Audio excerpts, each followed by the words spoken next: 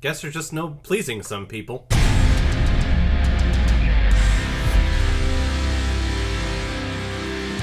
Star Wars, nothing but Star Wars! The Rise of Skywalker! Released in 2019, and it's directed by Jj Abrams, who's behind...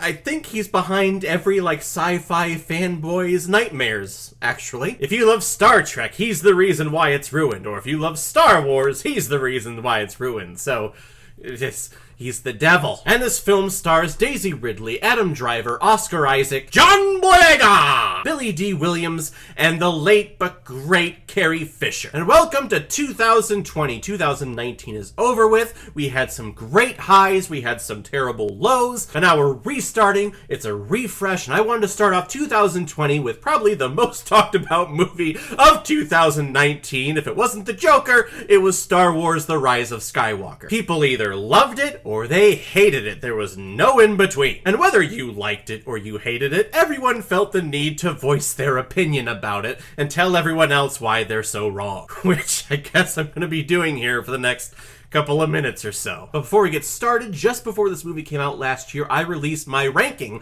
of all theatrically released Star Wars movies. So if any of you are interested, put the link in the video, so go ahead and click on that and check out what I think of the Star Wars franchise.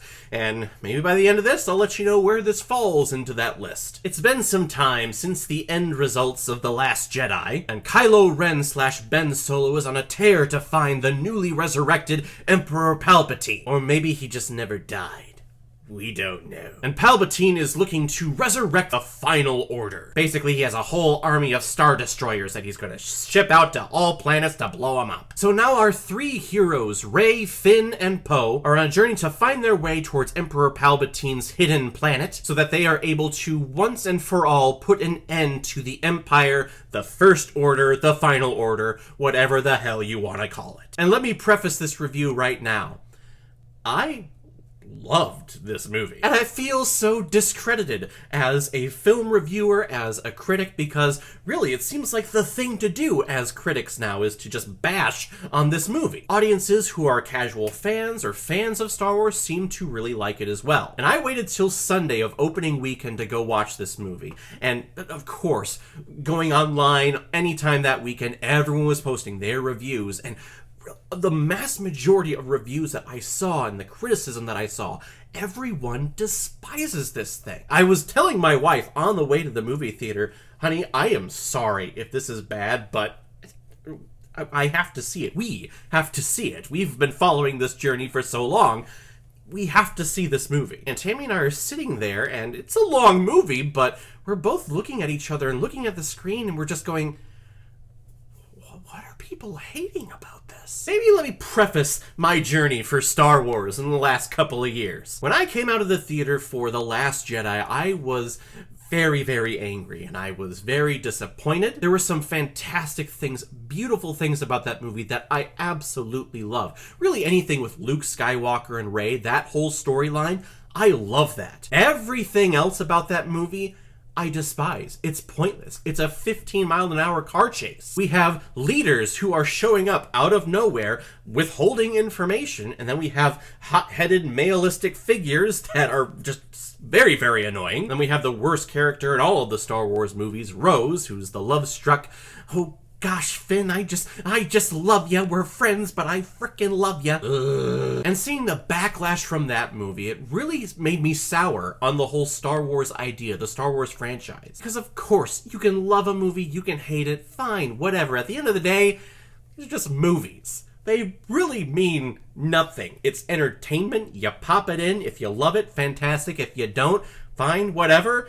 You got the rest of your life. But so many critics, so many fans, so many reviewers felt the need to attack one another based on whatever their thoughts were on The Last Jedi. And it was so bad that when Rise of Skywalker was coming out, I honestly couldn't care. I mean, yes, I care. It's Star Wars. It's a Star Wars movie. I'm making plans to go to the theater, but I don't have any anticipation to go see it at all, which is why Last Jedi was so low on my list of my Star Wars ranking. I think it's worse than the prequels. I grew up with the prequels, and each time one was coming out, I was so amped, I was so hyped. But with the toxicity amongst Star Wars fans, I just couldn't care less about The Rise of Skywalker. So since I'm actually watching the movie, I'm sitting there thinking, what is everyone so upset about? I'm having a blast. I am loving this thing. I'm loving all of the callbacks to the original trilogy. Hell, even to the prequels. We get some callbacks to those. Even though Disney was like, yeah, they exist, but they don't exist. You know what I mean? Lando Calrissian is here. We still have Chewbacca from the original crew. But what I was most excited about and what I was most pleased about was that this movie focused on the relationship of our trio of heroes. In the prequels, we had Obi-Wan, Anakin, and Padme. In the original Star Wars saga, we had Luke, Han, and Leia. And the trio advertised for this Disney sequel was Poe, Finn, and Rey. But we never got to see all three of them together in a movie until now. And I'm loving their chemistry. I love the way that they work with each other, and I love how they're making each other out to be friends. The Force Awakens, Last Jedi, they were kind of teasing this crush kind of love story with Finn and Rey, kinda. And I'm sitting there thinking, no, don't go down that road. Can we not have a love story in Star Wars, please? Here, they keep them friends. Fantastic. I love that. And we continue the story of Rey and her journey to either the dark side or the light side of the Force. And Jj Abrams, he makes a little retcon of The Last Jedi, where Last Jedi said, no, your parents were no one. You come from nothing. You're nobody. And Jj said, no, let's have a little bit more fun with that. And I'm going to try to keep this review as spoiler-free as possible, so I don't want to reveal who is revealed to be her father or her mother or whoever her family ties are. But I like the choice that they made. Yes, there is something very powerful that someone as strong in the Force, that's so talented in the Force, doesn't come from any lineage, doesn't come from anyone. She is a nobody. There's something very powerful in that. But I think with the choice that they make, there's also something very powerful in the lineage that she has and the choices that she makes to either go down that same path or to build her own path and to build her own family. I think that is a very powerful message, saying that you know where you come from, but I choose to change it and I choose to make it better. I choose to go down my own path. I don't care about how famous my other family members are. I don't know. I liked it. Another thing that I liked about this movie is that really it made a lot of things that I thought wrong about The Last Jedi right. I think the biggest criticism that everyone has about this movie is that it's obvious that they didn't have an overall plan when they were making this trilogy. They were kind of just making it up as it went along, making it up movie by movie. Which it is nice to have an overall map and an outline of where you're going. A lot of people are saying, I have a newfound appreciation for the prequels now because, well, at least they know what they were doing and where the story was going. Here, it just kind of seemed like it was all over the place, and they spend most of the movie trying to make up all the bad ground that they had with Last Jedi. But I'm just sitting there in the theater just thinking, well, what do you expect? The director of the first movie that set all of these interesting storylines in place when it went to The Last Jedi and Rian Johnson took over and basically did this to all of those storylines. Of course, when JJ, the original director, comes back, he's going to try to course correct back to what he originally had in mind. So at the start of this movie, there's a lot of exposition, there's a lot of explaining, which I'm totally fine with. A lot of people didn't like that. They were like, oh my god, when is the story going to get going? They're explaining way too much to me.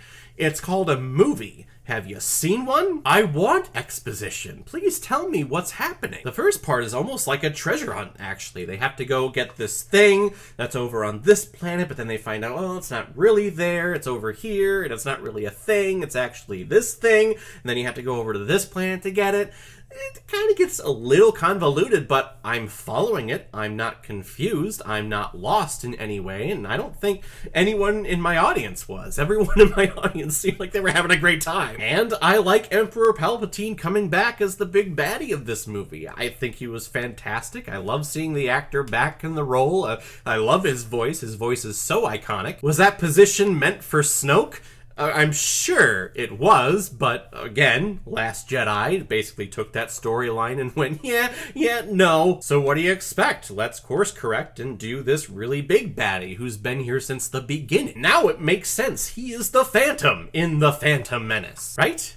That makes sense, right? Yeah, that makes sense. Makes sense to me.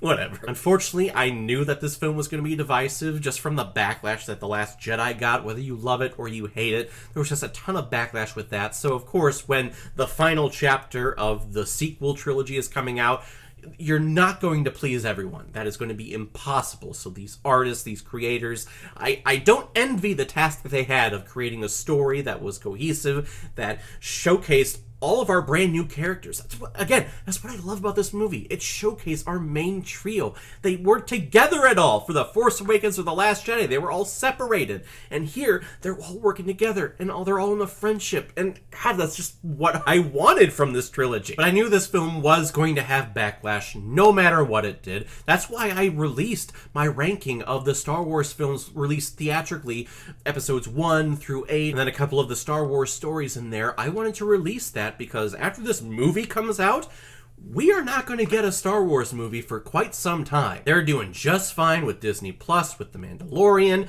They have Obi-Wan coming out. They're probably going to do a Boba Fett series. I think they're putting all of their eggs in the Disney Plus basket with TV series and maybe like spin-off straight to DVD type films. But we are not going to get another episodic film for many years. It's just my prediction. Because I think they want to get away from this sequel trilogy and it being linked to the Skywalker saga. They're going to try to create their own brand new thing, maybe do a Knights of the Old Republics type storyline, just something different, something brand new. But I think they want to get away from the film aspect of Star Wars for a while. So with that being said, when it comes to my Star Wars film ranking, I'm putting this one at number 4. This is my favorite of the sequel trilogy. It had great character development. I love the chemistry between all of our actors. The way that they used Carrie Fisher in this movie, I think was brilliant, and it was the best that they could have done. They used a lot of stock footage and unused footage from The Force Awakens. They didn't recast her. They didn't use CGI like they did Tarkin in Rogue One. No, this was Carrie Fisher. She starred in this movie, and that aspect was perfect. Now, this is my review. These are my thoughts. These are my opinions. I'm not advocating that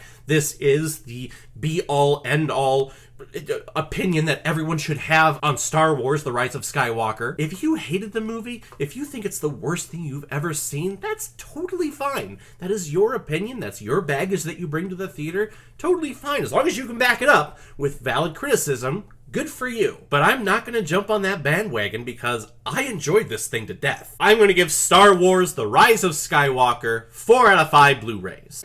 It's good. It's good.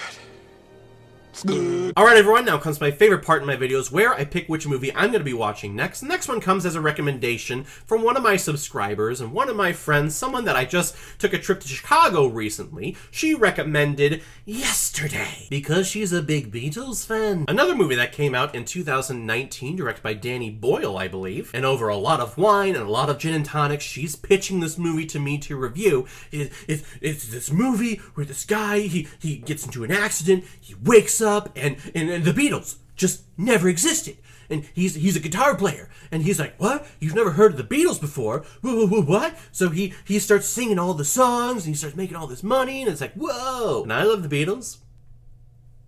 So I was sold. So we'll check out Yesterday next time. If any of you have recommendations of films that you want me to review on here, please either comment below this video, go to my Facebook page, my Instagram, or my Twitter. Leave your recommendation there, and if I have access to it, I will watch, review it, and give you a shout on the channel. So guys, have you seen Star Wars: The Rise of Skywalker? What did you think about it? Or if you've never seen it before and you stumbled across it because of this video, how cool is that? Please comment below and let me know what you thought about it. And please be gentle in the comments. Please. And if you like what you saw here, if you like my take on movies, then hit that subscribe button. It helps me out with growing this channel. Last year we ended with 831 subscribers, which is amazing. We started 2019 with just over 300, so we more than doubled the amount of subscribers that we had on this channel. Thank you very much. If you have friends, if you have family members that love hearing people talk about movies, bash on movies, gloat on movies, send them over my way and have them hit the subscribe button to help us out. And I'm still offering offering my reward of when we hit 1,000 subscribers, I will torture myself by watching Arachnophobia and recording my reactions while watching it. So that will, yeah, I'm gonna do that for you guys. Because you're awesome, and I love you. I don't love that movie, though. So, guys, I will see you next time with my review of Yesterday. So, in the meantime, be well, be good to each other, and go watch a movie. Take care, guys.